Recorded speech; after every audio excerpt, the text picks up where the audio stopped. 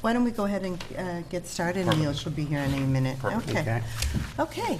So Tony's already down there, Dave? Yep. Hey, Tony. All right, good. All right, well, good evening, everyone. Welcome to the October 21st regular meeting, public hearing, and workshop of the Hyde Park Town Board. Please join me while we pledge allegiance to our flag. I pledge allegiance to the flag of the United States of America and to the republic for which it stands, one nation, under God, indivisible, with liberty and justice for all. Okay, so may I have a motion to enter executive session? I make a motion? Second. And, all in favor? Aye. Aye, great, okay. So, yeah, why don't you come on in and join us?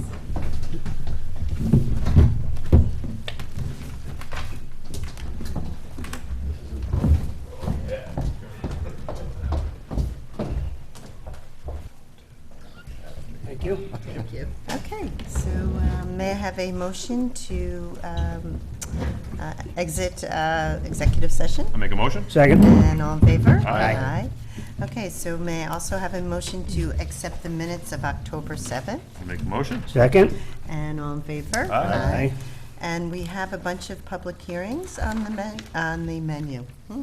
You know what I'm thinking about. Hungry? But on the agenda tonight. But prior to that, I would like to invite anyone from the public to speak on any of the resolutions or any of the new or any matter of town business. Okay, then we'll just go ahead and go forward with the public hearings. So the first one is the adoption of proposed local law K for the year 2019, a local law to override the tax levy limit for fiscal year 2020 pursuant to general municipal law. And I'm going to ask the clerk to go ahead and read the meeting notice.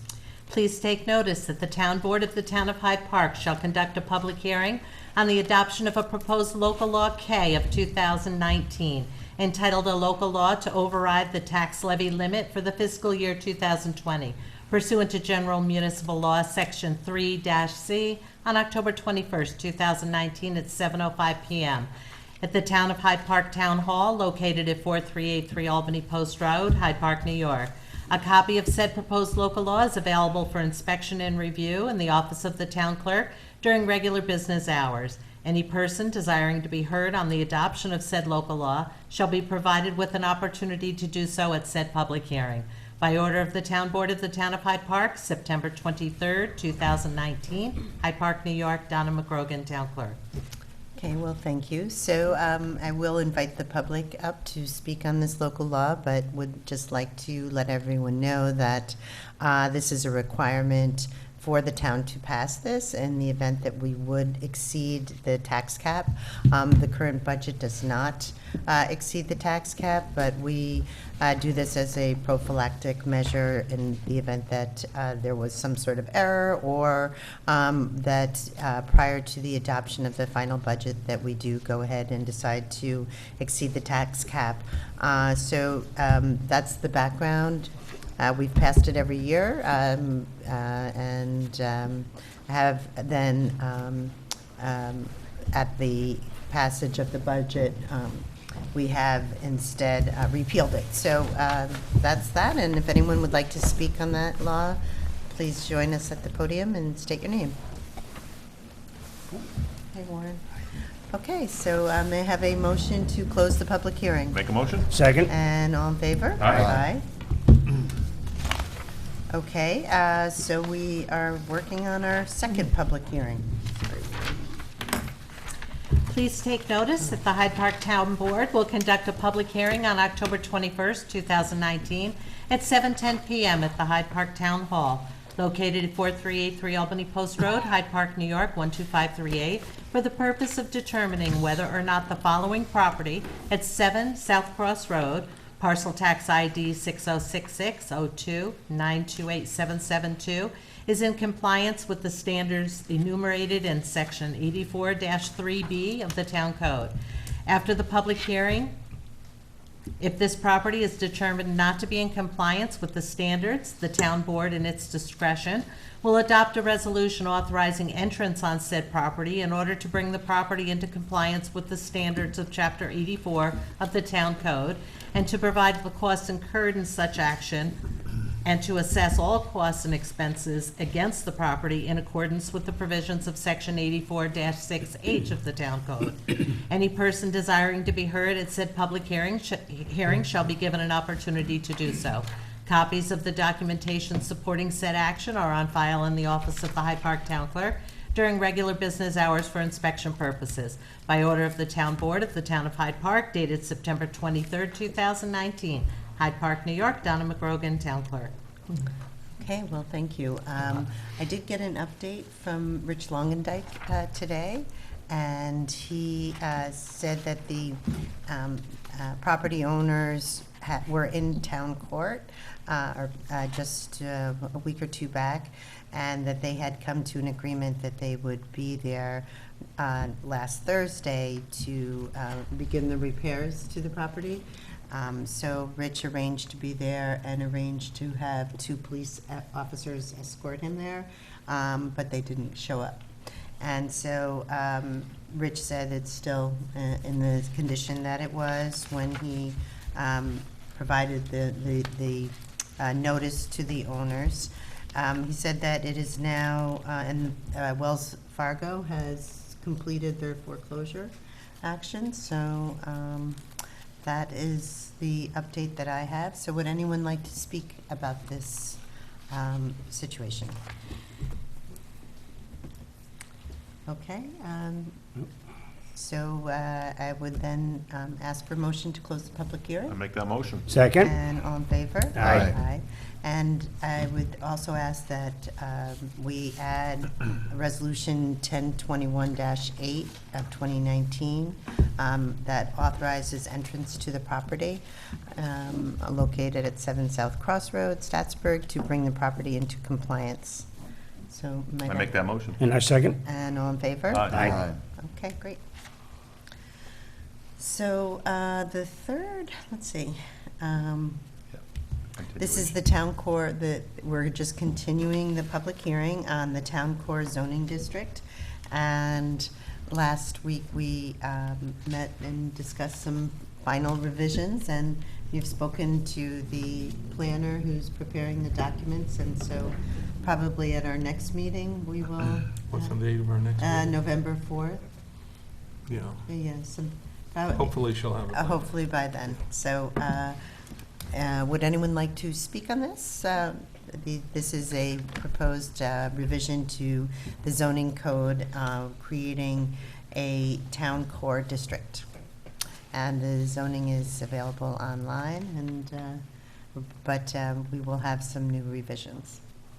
And so I think what we should do then, if no one would like to speak, may I have a motion to continue the public hearing to November 4th. I make that motion. And I'll second. And all in favor? Aye. Okay.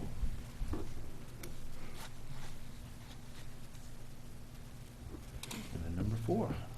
So we have number 4. And we opened this public hearing, I think, last time? Yeah, Yeah, 2 weeks. Okay, 2 weeks, okay. So would anyone like to speak on the local law amending the definition of family? We introduced this a few weeks back, and it's a effort on our part to address situations where we have many people living in single-family homes. Often they are homes that are being rented, just the rooms, and creating havoc in neighborhoods. So we have researched this law. It's been passed in Poughkeepsie, the town and the city, and survived challenges elsewhere. So we plan to adopt this. I don't know, and I don't think it's on the meeting tonight, because I don't No, think we're we've gonna- received. We have a couple of tweaks to make to the Okay, law. okay, so good. So, but would anyone like to speak on this law? No, we did have a couple speakers last time, and unfortunately, we had some technical difficulties. But I think we had 3 or 4 speakers come in support of the law. Yep. And they also brought to our attention the aspect of parking that is also created by having an excess number of people living in a single-family home. So we are looking to address that. Yeah, but- can I read that Yeah, section from yeah, our code? Yeah, so, Because yeah, we please discussed this do. with Warren, Yeah. and I know there was some concern from residents about the number of cars. This is from section 78-1, subsection J. Standing or parking of vehicles that obstruct the free flow of traffic on the public streets or sidewalks, or that impedes the ability to render emergency services. So these are, those are considered to be a nuisance under our law. And so the public is able to call the police if that is a situation that is recurring and it's interfering with the roads. And the police number is 845-229-9340. Okay, so I think we should reach out to Rob and just let him know Alert him. that he should expect that some calls on this, and that he is empowered via this nuisance law, which we passed, I think, last fall to address situations somewhat similar, but where people were, especially students, were having very large parties at various homes that are close to Marist. Yep. And so we passed that law to give the police a couple of additional tools in their toolbox. But I think we should give Rob a heads up on to expect those Yeah. calls. So, okay, good. So, let's see, what's. Maybe, Yeah, and I'll talk to Chief, maybe it'd be good to do a workshop with him here and with our Okay. highway superintendent, because I think there's a lot of questions. I mean, I can sit here as a resident and have questions about, you know, if I had vehicles parked on the road, if I was having a barbecue at the house, you know, or, you know, if it was whatever, you know, so, you know, is it gonna be a certain time frame? You know, is it from certain hours? And I think having dialogue with our highway superintendent and our chief of police, so that way residents have a clearer idea of when to call and when not to call, and how it's gonna be enforced. Okay, If- good idea. If everybody's Yeah. okay with Yeah, that. Yep, we've got our highway super here, let's Sound good, Howie? schedule Does that make from- sense? Yeah, Okay. Thanks, Howie. okay, great.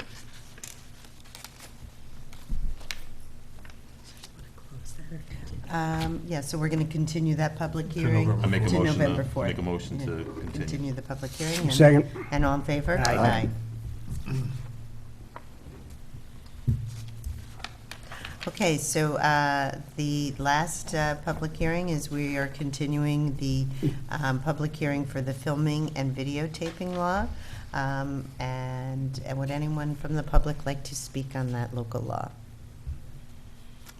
Okay, I think we are also making a few tweaks to that. A few minor tweaks, so if we could just extend the public Okay. hearing to the next meeting, then I'll have the law with those changes to the board members 7 days prior to the public hearing, Okay. so that we can close it and vote on it, both laws at the Okay. next meeting. And have we received the comments from county planning? I think they said that it was a matter of local concern. Yeah, there might have been one minor comment Yeah. in the county. I have to take a Okay. look at that, but I don't think so. Okay. All right, so motion to continue it. We are Make a already. motion. Second. And all in favor? Aye. Okay. So we have a number of workshops on the agenda as well. And the first is a presentation by Jack Fenton on Meals on Wheels. So Jack, perhaps join us right over here at the table, and welcome back. Good to see you. Thank you. Thank you.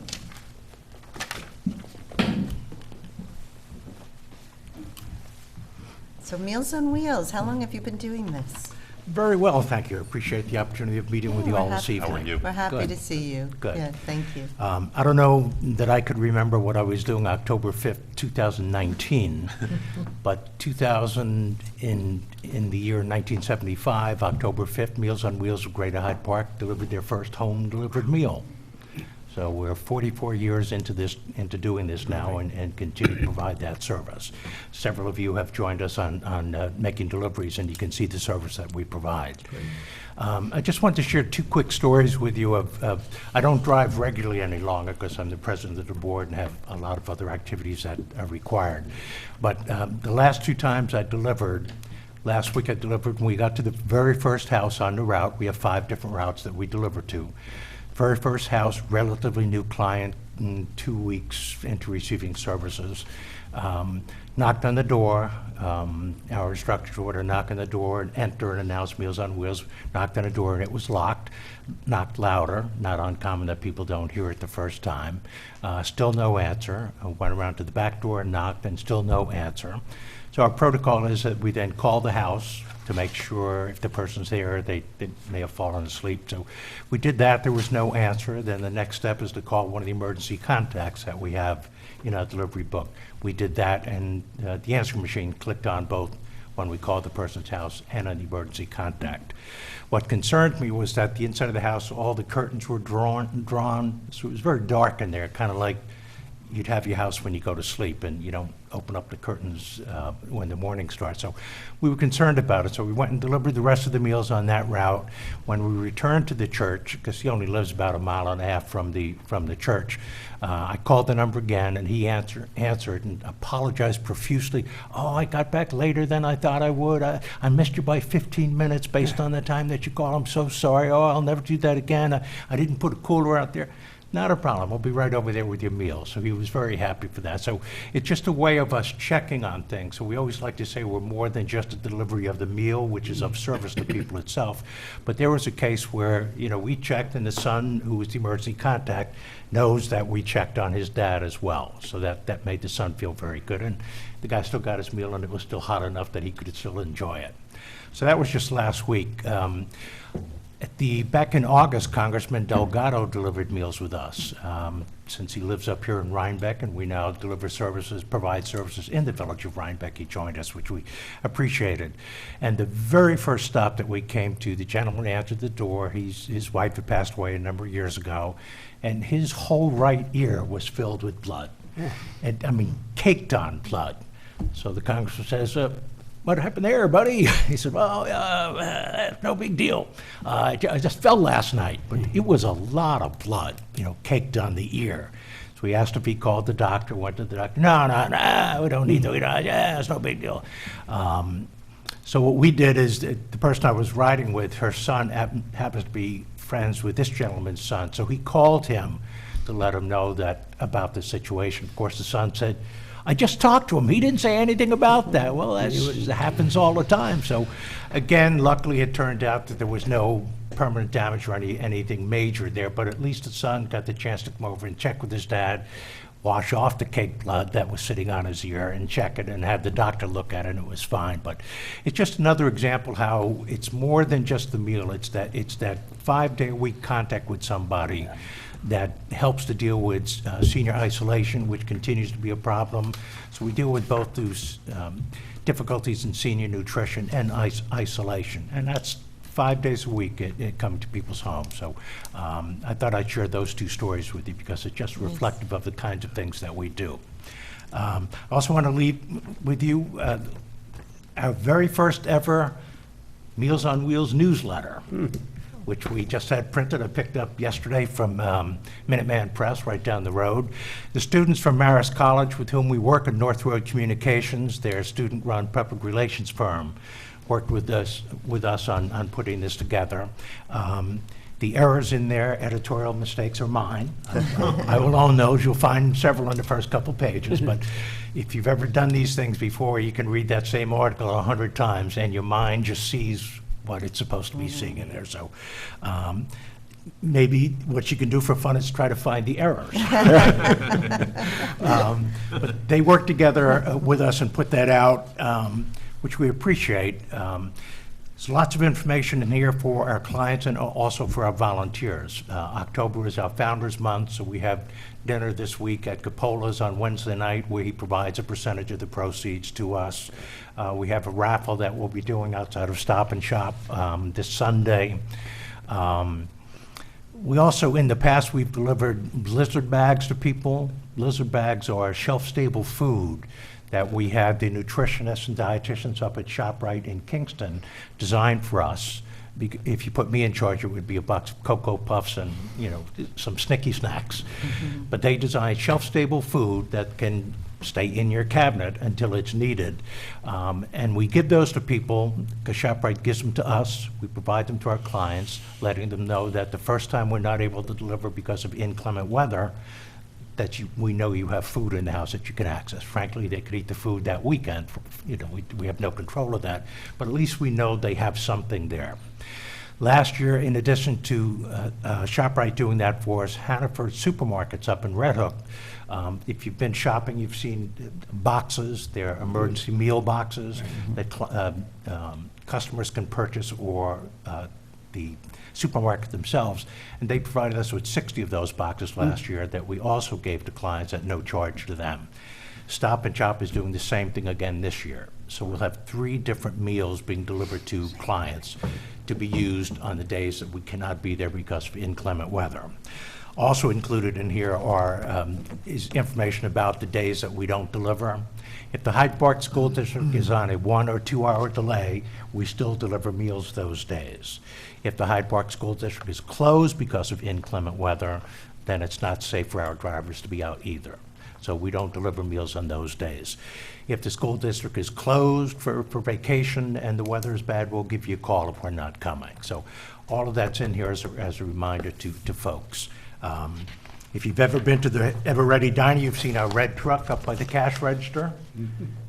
People regularly put donations in there, which we appreciate. They have it out 365 days a year, and we empty it periodically, and people are always very generous at doing that. So a lot in here about how it's not just what we're doing, but we're able to do what we do because of the support of the community.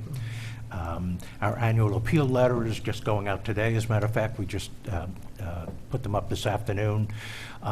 Lots of individuals, businesses, churches, civic and social organizations, the Rotary clubs, the Lions Club, all support what we do, and we really appreciate that. I'm very proud to say, I'm very proud of my board of directors, because we have not increased the price of our meals, which is $23 or 5 hot meals a week. We have not increased that since February 2011.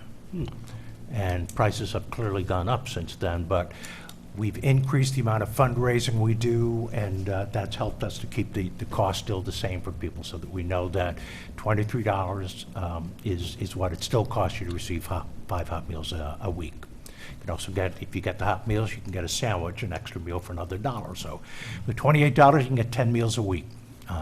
And you've experienced some of the folks that we deliver to. They're just the sweetest people, so grateful. I always get a kick during the Dutchess County Fair Week when the people comment how we're late. So, you know, it's the Dutchess County Fair, there's a lot of traffic on the road. Yeah, I thought you'd be here 10 minutes ago. Okay. But people look forward to that, so they feel more connected, they feel less isolated, and we know that they're receiving nutritious food. So very appreciative of the support that we receive from the town board and everybody in Hyde Park to help us do what we do. Well, we're certainly very grateful for what you do. I know my mom received them at certain times, and it was a wonderful help. So how would the public get a hold of you if they need to The public can arrange do the one of two service? things. You can call our office, which is right across the street at the United Methodist Church at Hyde Park, 229-5896. Karen Becker, our kitchen coordinator, is there in the morning from 7 to about 11:30 or 12 o'clock. If she's not there, there's an answering machine. You can leave a message. Or you can go to our website, which is mealsonwheelsofhp.org. And you can apply for meals through our website.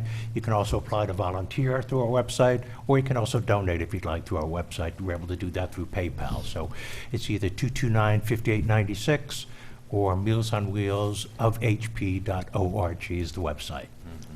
Jack, is there a digital version of the newsletter? A digital version of the newsletter? that perhaps- Yes, as a matter of fact, our person who oversees that just told me to send her a copy of the PDF file for this. Can you send me one, and maybe Yeah. we can put it Yeah. up on our website? Yep. Yep, Yep, send so that that'll to be her. going out. I'll just call my granddaughter, she'll tell me how to do that. Emily, they want me to do this.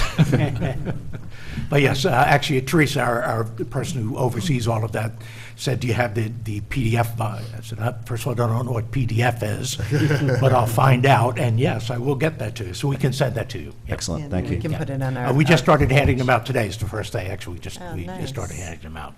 And how long does it take to arrange the service?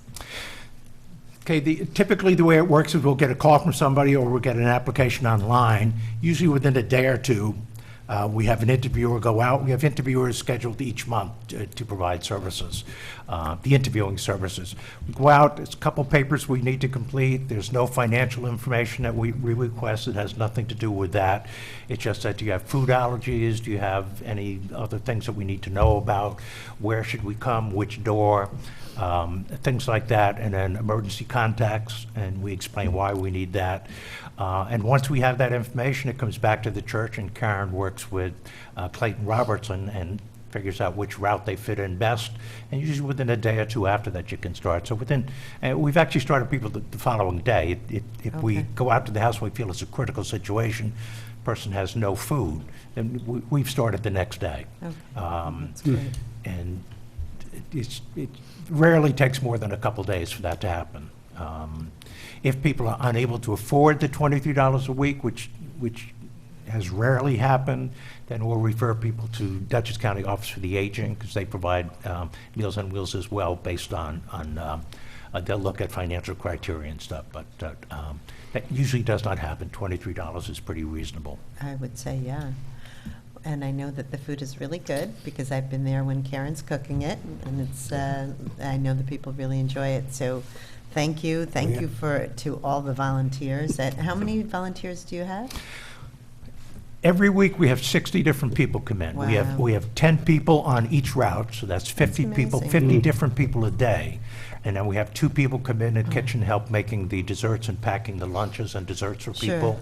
That's 2 different people every day. So there's 60 different people Wow. every That's week that come wonderful. in. And we've had people doing this for 40 years or more. Oh, that's It's- amazing. It's quite Very humbling. heartwarming. It really is. One of the biggest difficulties we have is if somebody volunteers or wants to volunteer with us as a driver, a lot of times we don't have openings. And it wow. might be, a month or 2 before we get an opening. And that's discouraging to people, which I understand. If I'm signing up to deliver meals with you and I don't hear from you in 2 months, I'm going to go someplace else. But I actually floated the idea one time that we should have drivers take a day off once a month. Boy, was that soundly rejected. I had 0 support on that. But I'm thinking, geez, I'd really like to get the people who want to volunteer an opportunity to actually Yeah. deliver meals. Sure. But that was rejected pretty quickly, so Okay. we didn't do that. But David, did you have a question? Yeah, I did, Jack, thanks. If people go away for a few days or even a week, they just call you and tell you not to Absolutely. deliver? Yep. You don't pay for any meal we don't deliver. I mean, we'd prefer to call the day before, but if you call at 7 o'clock in the morning and tell Karen, I'm going out with my friends, I won't be home today, then we can not deliver that meal. Okay. If you're going to be out of the doctor or something else at noontime, if you leave a cooler out, you can understand we can't leave Right. food out on your porch. But leave a cooler, which a lot of people do, we'll put the meals in there. Great. So, it's no problem. You can go away for a week, a couple days, whatever it is, and that's one of the reasons it's difficult for Karen and for Clayton to set up the routes every day, because it changes. You'll get calls in the morning of people who are not going to be around this afternoon, but they helpfully do that all the time. One of my favorite stories about Clayton, I was delivering once by myself. My partner was Don Bernard at the time, and I'm not a big dog fan. No offense to those who love animals. I'm not a big dog fan, or a cat for that matter. But I was reading the directions to a relatively new individual that I had not delivered to before. Gave great directions to the house, the color of the shutters, what it's near, where the driveway, all of that stuff. And then in the special notes, it had friendly Rottweiler. And I went, no, see, they can't be in the same sentence. You can't have friendly and Rottweiler in that same sentence. So I am now petrified pulling into this woman's driveway, and come bounding out of the garage comes the friendliest Rottweiler you've ever seen, leaping out, jumping up and down and stuff, but I'm not a big fan of big dogs. But there, Clayton puts a lot of information like that in there so that we have no difficulty finding the homes, and any special instructions are in there as well. Well, thank you, Jack. Wonderful and I mean, grateful. one of the to things you. that I love about Hyde Park that I call home is the volunteers that we have here in Hyde Oh, Park. it's amazing. And It's the really Meals on amazing. Wheels is just another amazing organization, and, you know, I know we love to support it, and thank you for being here tonight and Oh, you're welcome. taking care of the community. And thank It's you. my pleasure. Thank It's you. my pleasure. Okay. Thank you Nice so to much. see Thanks, you. Jack. Leave these with you. Okay, thanks, Jack. Thanks, Jack. Okay, we have our highway super here. Try to make it as nice, okay? It is nice. Thank you, Thank you. Bye-bye, Jack. Okay, so Howie, thank you for coming in. I know you have some input on the budget, and Not really the we're- budget. oh. I mean, I just came to talk because, you know, we talk about the needs of the people, and your side is, we want to keep taxes down, and we get that. And before I even get into this, I wanted to thank you all for, you know, my first year, giving me extra money to do extra roads. And this year, we got 2 new trucks coming in. They should be here. They were supposed to be delivered today up in Hudson, and then, you know, within a month, we should get them, so. That's good. So, yeah, I mean, we seem to work very well together, and I'm happy about that. But again, my phone calls are, well, we want our roads paved. So with 96 miles of road, and the money we get in is from the CHIPS money we get. And the CHIPS money is $191,000. It's broke down into 3 different sections: paved New York, and then we have winter recovery, emergency winter recovery money. There's no guarantee on the winter recovery money, which this year they gave it to us real late. And we ended up going up to Mills Cross and Roosevelt Road doing some overlays to try and help that road out a little bit. But I mean, when it comes all said and done, it's $271,000 to pave.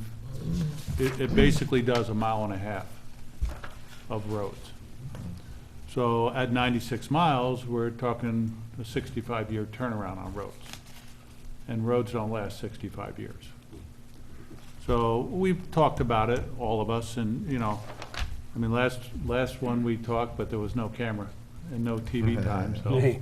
I wanted the people to understand that this is what we're dealing with, because in order to put more blacktop out, you know, and stay under the tax cap, it's almost impossible. Right. And if you float bonds, you gotta pay the money back. So I wanted to just give you an idea of where we are, because there's some areas that I want to do. You know, Golden Meadows was done with a cold mix years ago. And it was something new at the time that they brought in, and it was a trial thing, but it never got sealed. It was supposed to be sealed like 3 years later. And every so many years, you were supposed to seal it, and that didn't happen. So now it's crumbling. My patch guys are out doing nothing but patching that development nonstop. And every time you think you got it, a week later, we get calls, potholes are back. The road's crumbling. Which Because one's Golden Meadows? I'm sorry. right across from Roosevelt High Roosevelt, School. okay, yeah. And of course, to do that, it's like $356,000. Well, if we only have $272,000, it's hard it's hard to go into one area and do one road. And to give you another idea, South Cross Road was done my first year in, I think it was in '88. I came in 1987. So that road's really old. To do that one's $316,000, plus another 10% for, you know, doing the driveway aprons and shimming up the road. Haviland Road was done over 25 years ago. That's $315,000. You know, Peach Road, which I get more calls on because BOCES, Bosse's, yeah. and it has a ton of traffic. That one's only $87,000. That we can do on top of, you know, our roads, but, you know, I'm just giving you, and Cardinal Road, which I know you guys have been on. Yeah. It's horrendous. And, I mean, that's $364,000, plus another 10% on top of that. So I just want to put it out that there's so much to do in the town and so little money to do it, and we have to come up with some way. I mean, it would take $200,000 to put a paving line in to make it a 32-year turnaround instead of a 65. you can get away with 32 years. You can't get away with 65. And if we keep going at this pace, it's gonna cost the town somewhere down the line millions of dollars. Because every year we don't add that money, we're adding more years. And to be honest with you, if you tell somebody they're gonna get their road paved once in their lifetime, you know, if it's a 65-year turnaround and you get it paved, you know, halfway through your life, you're never gonna see it again. And that's a hard pill to swallow when you get so many people calling. So that's all I'm here for. I just No, want the people yeah. to realize that this is where we're at. We'll stretch the dollar as far as we can, but it's still a mile and a half. Right, and I know that, you know, we've had discussions, I know you've had discussions with Supervisor and with TC, and, you know, we've been able to put a little bit more money in there when we, you know, so, you know, this past year, I know we got some more money. You know, talking to TC, you know, I think every 1% over the tax cap is about 64,000. So to add 200,000 to the line, you know, you're looking 3 or 4% over the tax cap to do so. But I think, you know, going forward, we need to have a little bit better plan, and I think TC in his office agrees with that as well. I think all of us agree with that. And it's just, you know, getting to that next step, and you know, because I think we all live on a lot of those roads, you know, so you know, it's Well, it's tough we when understand somebody's it. calling you and telling the road is, you know, the worst, and sometimes they're right, but sometimes they're not even close. You know, everybody wants their road paved, let's face it. Well, you know what, I mean, they live on the road, right? So, Yeah. and I get it. And I get it, I mean. And I get it. And I also want to say while I'm here, Pine Woods Road will get done when the state does the intersection. Great. That's Does one of my what? biggest calls. Until they redo that intersection, which is supposed to be done, Right. they pushed it off another year. But I can't put blacktop down and then have them tear it up. Right. Yeah. So when they get that done, we will do Pine Woods Road. Right. I think, talking with TC, when I had a meeting regarding this issue and another issue that I had regarding the budget, we discussed that, you know, February, March timeframe, we'll sit down and have a better idea on some of the finances.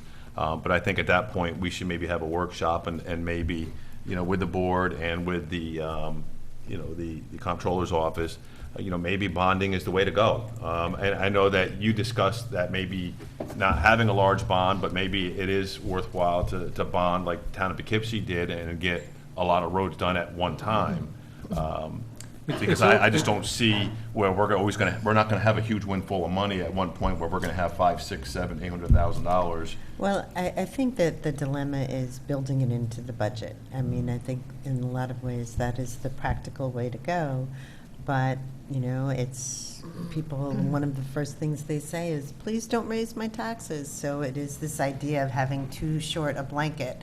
If, Well, they you know, don't want the taxes up, but they want roads, and I I know, know it's and a balancing act. it is very, you know, and so, But even if we were to do a bond, I mean, I only want, you know, let's say we did 600, that would take care of 3 years, you Right. know?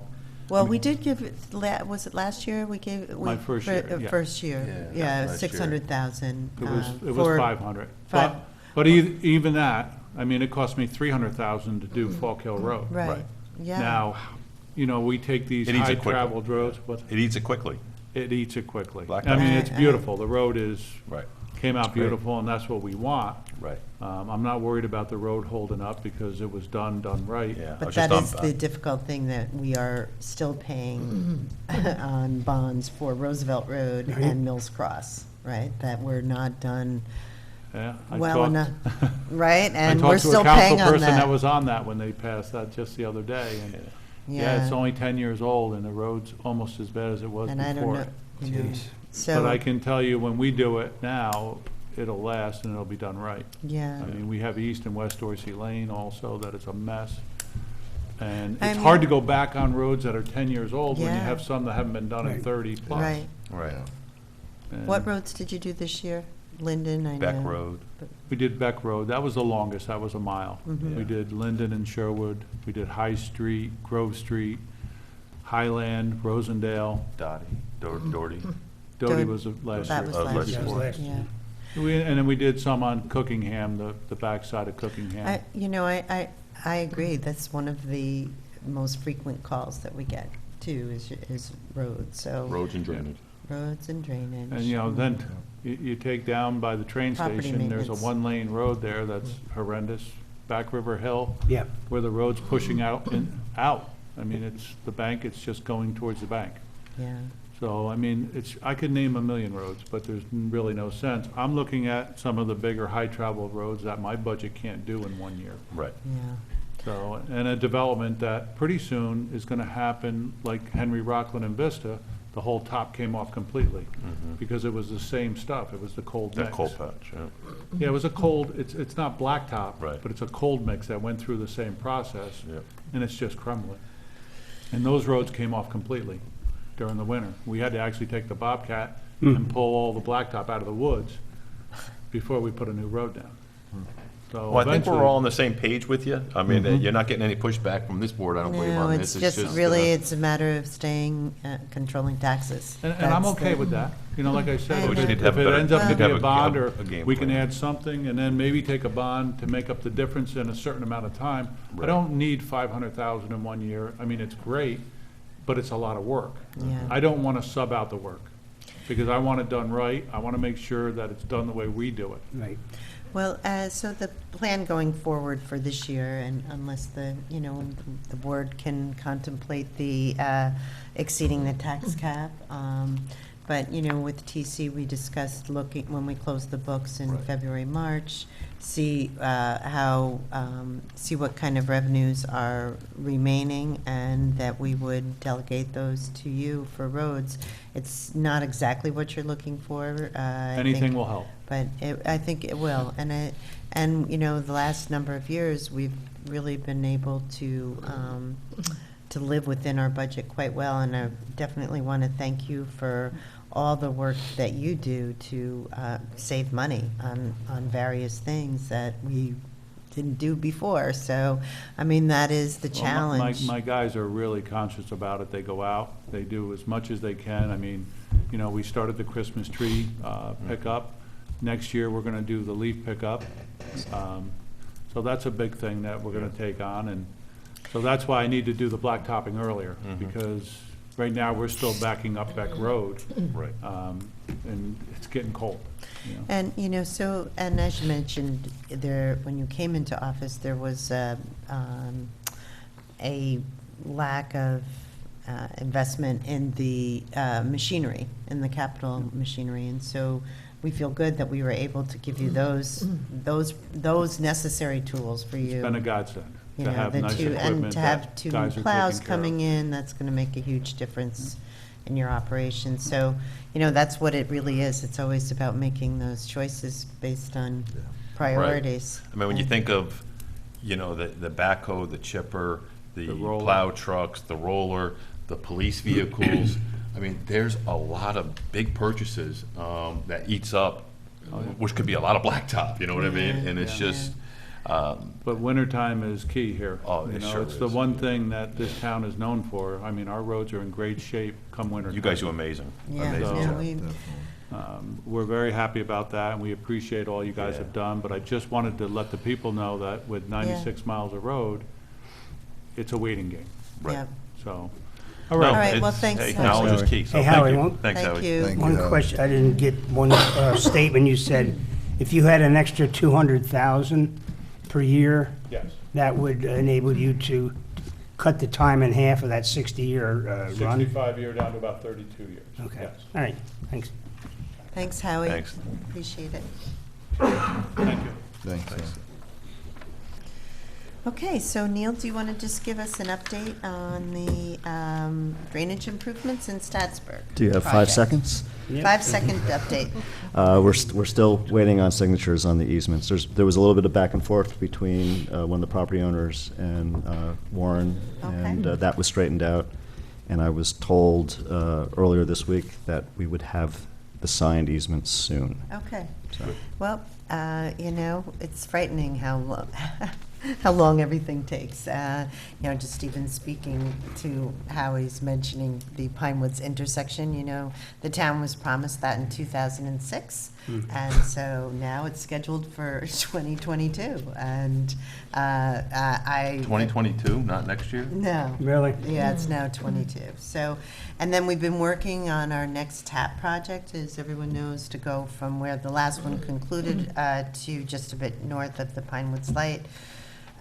It's been there's a lot of very slow process, so we had hoped to get that out to bid in November, December.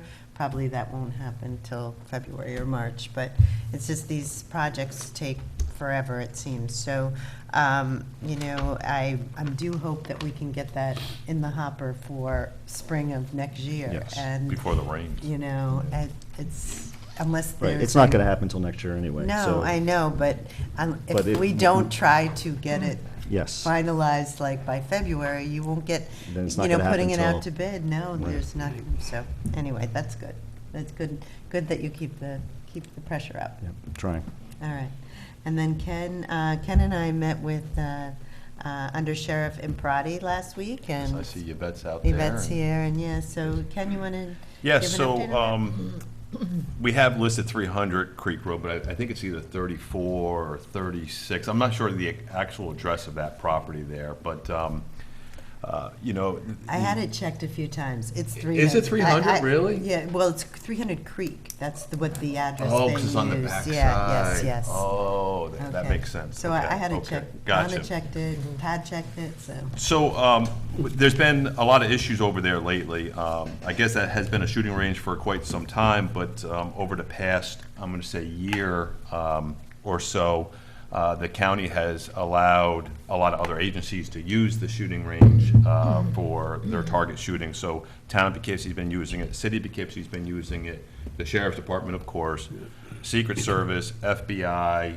and I think Homeland Security, they said. So Supervisor and I met with Kirk Imparati, the undersheriff, this past week with the issues that the residents are having over there, and just saying, hey, the county needs to be a better neighbor.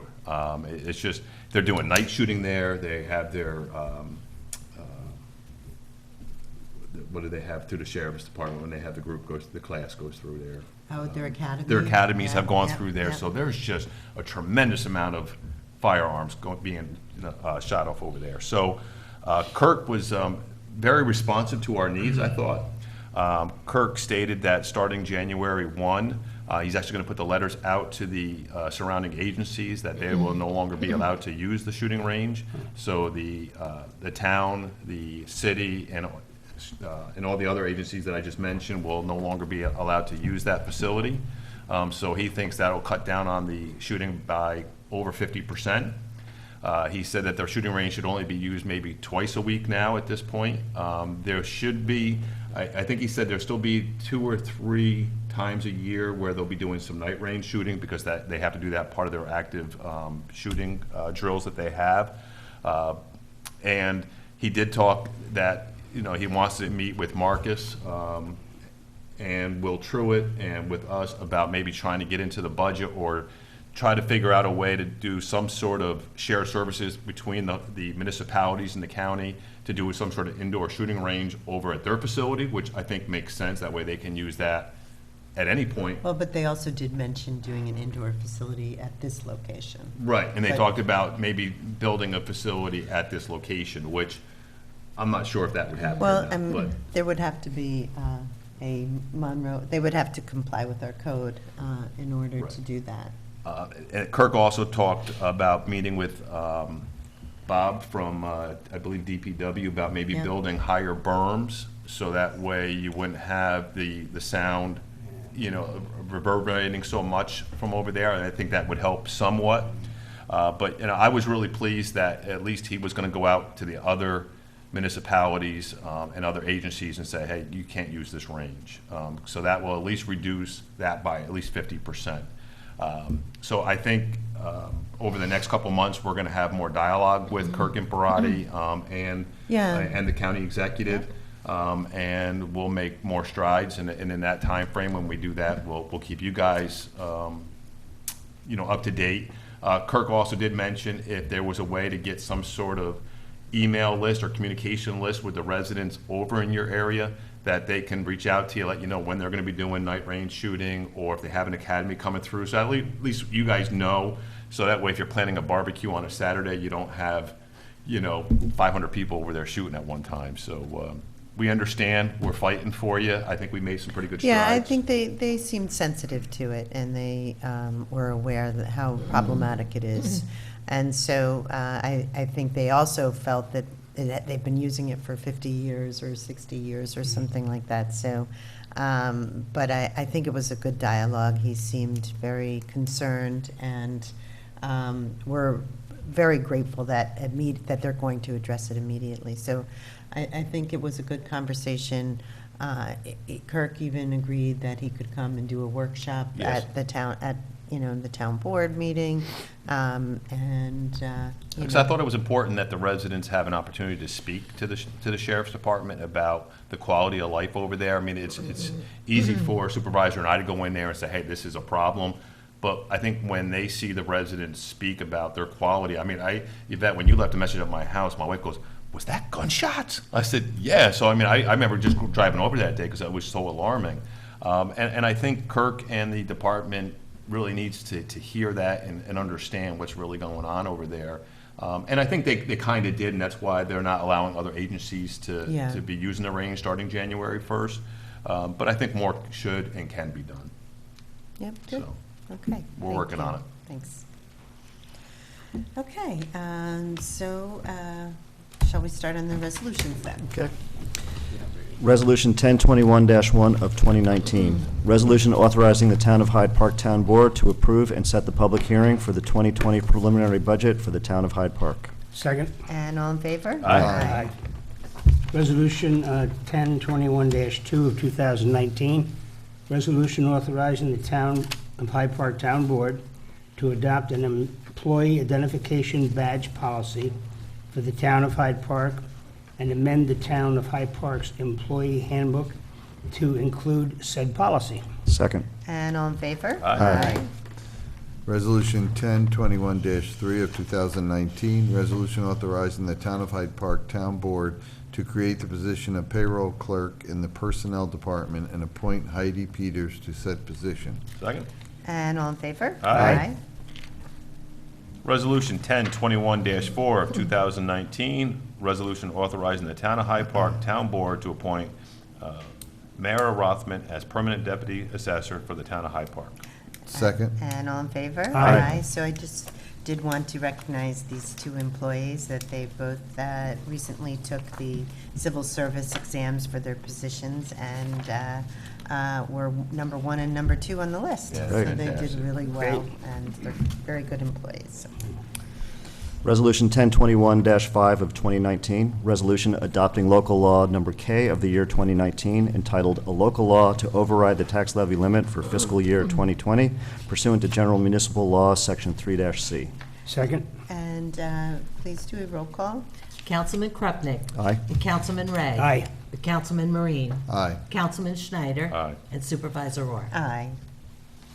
Resolution 1021-6 of 2018, resolution authorized resignation of Town of Hyde Park Police Assistant Kathleen Kraft. Second. And all in favor? Aye. And sorry to see Catherine go. I know she's been a great employee, and wish her the very best. Yes.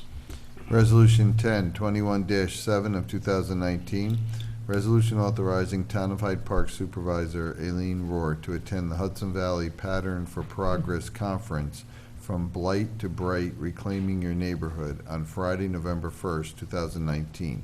Second. And all in favor? Aye. And this is one that was added at the Yep. dais, Resolution 1021-8 of 2019, resolution authorizing entrance on the property located at 7 South Cross Road, Staatsburg, to bring the property into compliance with the standards of Chapter 84 of the Town Code, and to assess the cost of such action against the property as a lien and charges on the same. Second. And all in favor? Aye. Okay. May I have a motion to adjourn?